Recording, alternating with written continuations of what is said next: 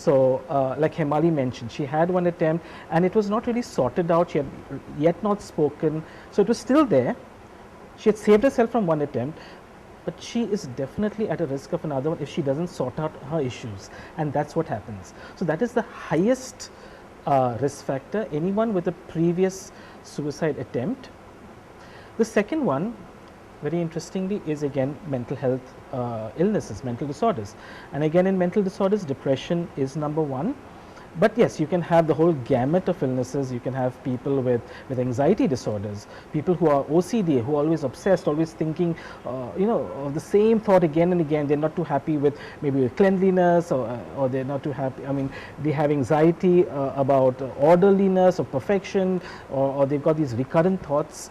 They could be at risk. Alcohol consumption. Okay, and in fact recently the World Health Organization has come out with the first world suicide report where they term alcohol is the third highest risk for suicide. And if you look at the statistics, 1 out of every 5 people who have ended their life has had a drinking problem. So, when we look at how do we tackle it, alcohol prevention or prevention of alcohol related disorders becomes a very, very important aspect in prevention. Definitely anyone who's had a history of suicide or depression or psychiatric illnesses in the family would be again at risk, and especially there's suicide in the past in the family would be another big risk factor. If you look at the Indian scenario, and this is a very, very interesting thing that has come out, if you look at the Indian scenario vis-a-vis the West, 90% of suicides in the West are due to a mental health disorder, 90%. But very interesting, in India, you think, yes, it should be around the same, but in India it's only 60%. Very interesting. A large number of suicides in India is exactly what Hemali was going through. It's really not depression. She was not going through depression. It was just there was a lack of understanding in families. There are interpersonal conflicts, relationship problems, mother-in-law problems, daughter-in-law problems. There's so much of conflicts which are yet not resolved. And in India, surprisingly, this is one of a big risk factor. We need to be aware that if we have got problems, we need to tackle them earlier on. We need to take help.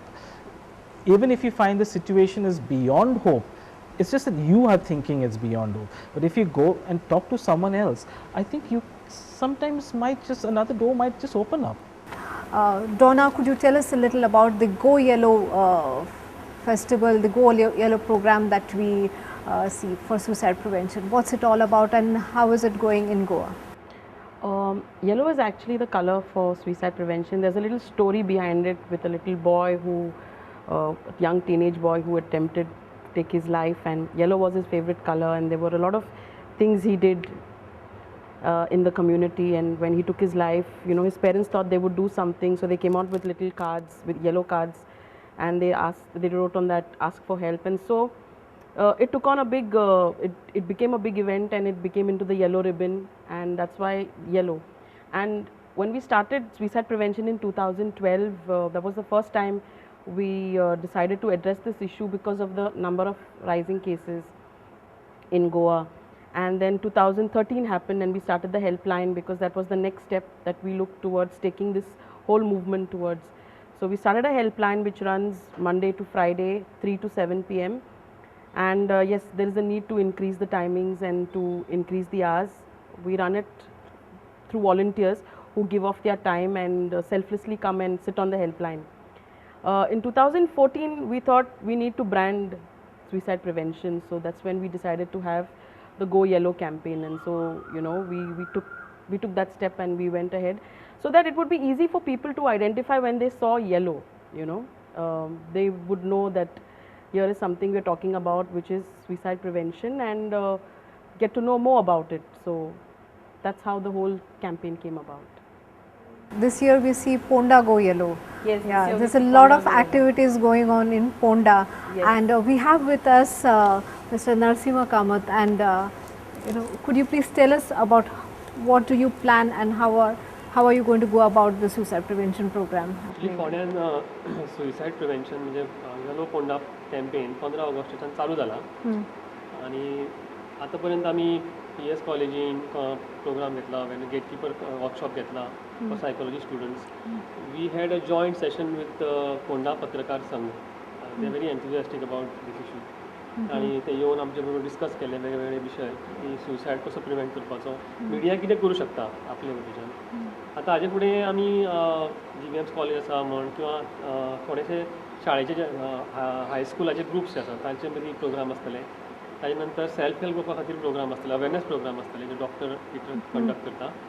ताजे नंतर 10 तारखेक जो world suicide prevention day आसा ते दीस राजदीप गॅलेरिया म्हणजे building आसा तेजे एट्रियमा भितर आमी एक प्रोग्राम सांजचो दवरला 6:30 ते 8 पर्यंत.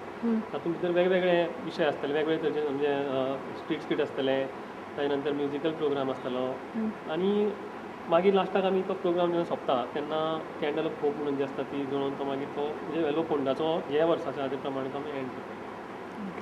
Thank you so much for sharing that. Go Yellow. So 10th of September, Ponda goes yellow. Please join them and participate in the Go Yellow program in Ponda. Mr. Pio, you shared in a last episode about when you went in for help for people around you. You did not find help. When this devastating incident happened in your life, when your wife died to suicide, what you went through at that time, you did not have anyone, you said. Yeah, actually I didn't go for help because I was not aware that she was in depression.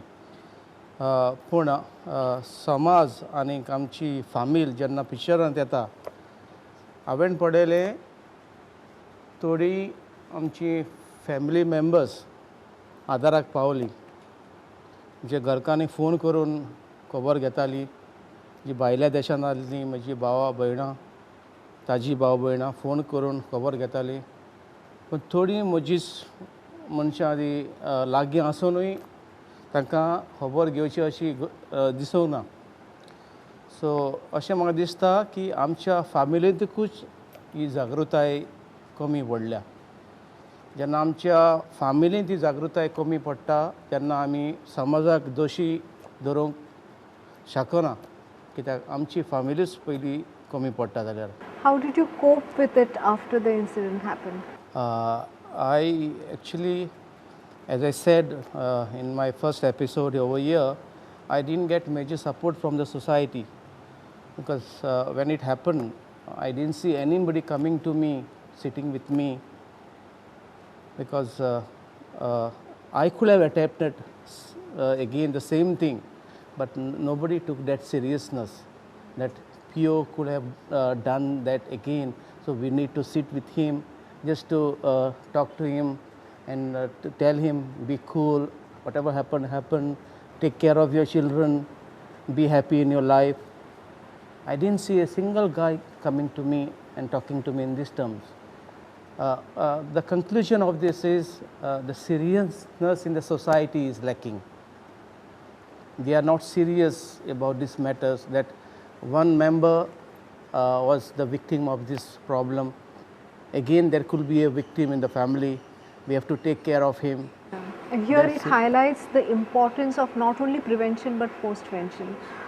Doctor, could you just give us... I would also like to know, like, how did your children cope up? How was it for your children? Your children must have been pretty small. Actually, I can't express in my words. I don't understand why my children are so strong. They were so attached to my wife, but they are so strong. They are stronger than me, actually. I don't know from where this message comes to the children, new generation. They are more stronger than me. They were giving me the comfort, and they were strong. They were strong.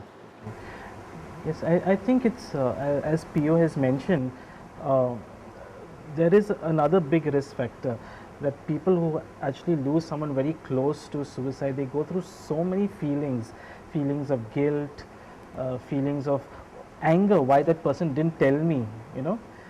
Anger can be directed to everyone, to society, to the doctors, within yourself to the person. There's so many feelings, and people are, you can't share this with anyone. There is no one you can share. You feel trapped, you feel all alone.